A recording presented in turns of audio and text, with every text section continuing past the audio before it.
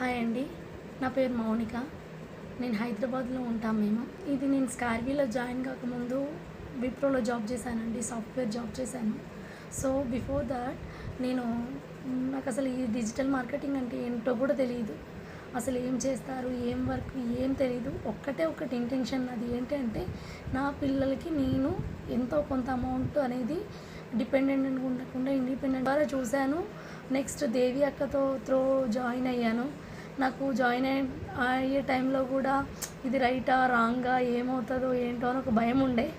Once join అయ్యాక affiliate marketing నేర్చుకున్నాను. ఎలా మాట్లాడాలి కస్టమర్స్తో, అసలు ఎలా డీల్ చేసుకోవాలి, మన ఎలా ఉండాలి, మన డీలింగ్స్ ఎలా ఉండాలి, ఫ్రీలాన్సింగ్ చేసుకుంటే ఎలా స్కిల్స్ ఉండాలి, అఫిలియేట్ మార్కెటింగ్ చేసుకుంటే ఎలా స్కిల్స్ ఉండాలి, డెవలప్ చేసుకుంటున్నాను. నాకు ఒక భయం పోయిందండి.